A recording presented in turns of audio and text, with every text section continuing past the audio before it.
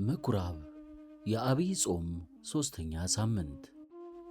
የቤተ ክርስቲያን እንዚራ ቅዱስ ያሬድ የጌታችን የመድኃኒታችን የኢየሱስ ክርስቶስን ወደ ምኩራብ መግባት አይቶ በወንጌል የተጻፈውን ተርጉሞ ሳምንቱን በዜማ ያንን ቤተ መቅደስ የገባበትንና ቤተ መቅደሱ ውስጥ ይሸጡ ይነግዱ የነበሩ ወንበዴዎችን ያባረረበት ቅጽበት አንስቶ ለጾሙ ሳምንት ምኩራብ ብሎ አርዕስት ሰጥቶታል።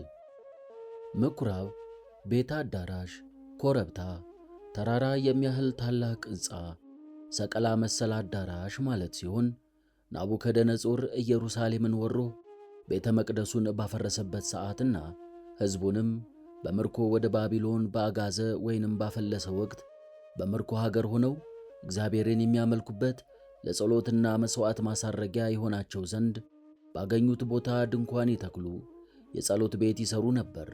ሕዝቅኤል ምዕራፍ 11 ቁጥር 6። የመጽሐፍ ቅዱስ መዝገበ ቃላት ገጽ 8።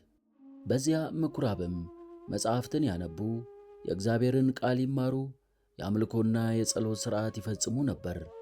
ከሕግና ከነቢያት ከዳዊት መዝሙራትም ይዘምሩ ነበር። ስብከትና ቡራኬም ነበር። ሕግ ያፈረሱትን በፍርድ የሚቀጡበትም ቤት ነው። ይህም የሚሆነው በሰንበት ቀን ነበር።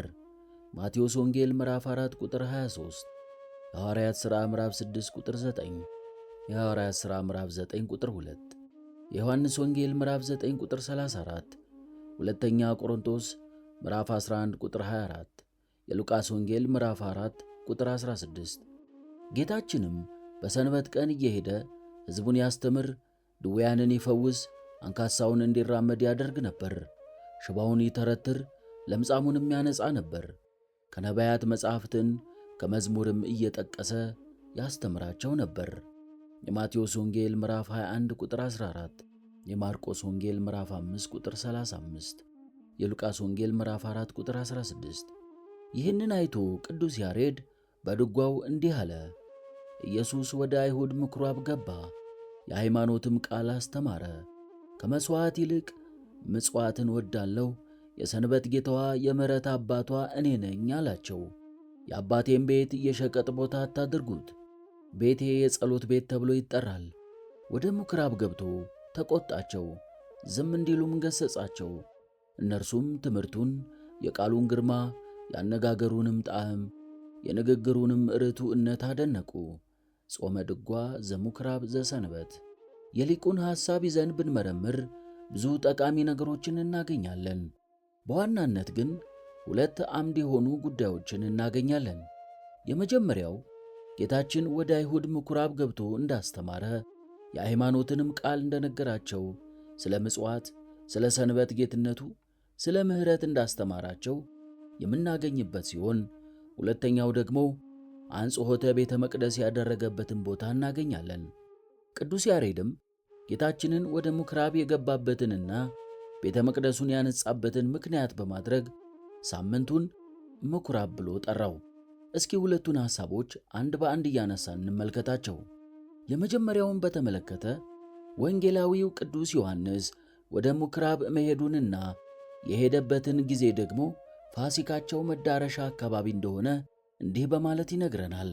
ከዚህ በኋላ ከእናቱና ከወንድሞቹ ከደቀ መዛሙርቱም ጋር ወደ ቅፍርናሆም ወረደ። በዚያም ጥቂት ቀን ኖሩ። የአይሁድ ፋሲካም ቀርቦ ነበር። ኢየሱስም ወደ ኢየሩሳሌም ወጣ። የዮሐንስ ወንጌል ምዕራፍ 2 ቁጥር 12-13። አይሁድ በምኩራባቸው በሰንበት ቀን እንደ ልማዳቸው መሠረት ጸሎት መጸለይ፣ ትምህርት መማር፣ መጻሕፍትን ማንበብ ያዘወትሩ ነበር። ኢየሱስም የተገኘው በዚሁ ዕለት ነው። ያን ጊዜ ደግሞ የአይሁድ ፋሲካ ነበር። ወንጌላዊው ይህንን ፋሲካ ከእግዚአብሔር ፋሲካ ሲለይ የአይሁድ ፋሲካ ብሎ ጠራው። ዘዳግም ምዕራፍ 12 ቁጥር 11። ነቢዩ ኢሳይያስ የአይሁድ ፋሲካን ከእግዚአብሔር ፋሲካ መለየቱንና እግዚአብሔርም እንዳልተደሰተበት የሚነግረን መባቻችሁንና በዓላቶቻችሁን ነፍሴ ጠልታለች፣ ሸክም ሆነውብኛል፣ ልታገሳቸውም ደክሜአለሁ። ኢሳይያስ ምዕራፍ 1 ቁጥር 14። እግዚአብሔርን የኀጢአተኞች ድግስ ደስ አያሰኘውም። የእርሱን ፋሲካ የሚያደርጉት ግን እግዚአብሔር ወደዚያ እንዲመለከት ያደርገዋል። መጽሐፍ ለእስራኤል ልጆች እንዲህ ብለህ ንገራቸው፣ የተቀደሰ ጉባኤ ብላችሁ የምታውጇቸው በዓላቶቼ የእግዚአብሔር በዓላት እነዚህ ናቸው የሚለው ለዚህ ነው። ዘሌዋውያን ምዕራፍ 23 ቁጥር 2። በዚህም አይሁድ ከተሠራላቸው ሕግ እንደራቁ ከአምልኮተ እግዚአብሔር ይልቅ በወግ አጥባቂ ሕግ እንደታወሩ መረዳት ይቻላል።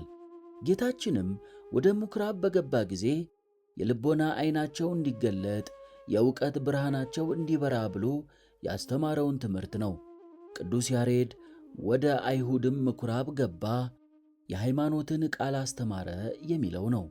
ጌታችን መድኃኒታችን ኢየሱስ ክርስቶስ መጀመሪያ ቤተ መቅደስ የገባው በ12 ዓመቱ ነበር። ያን ጊዜ ከመምህራን ትምህርትን ሊማር ሊጠይቅ እንጂ ሊያስተምር አልነበረም። የሉቃስ ወንጌል ምዕራፍ 2 ቁጥር 42 እስከ 52።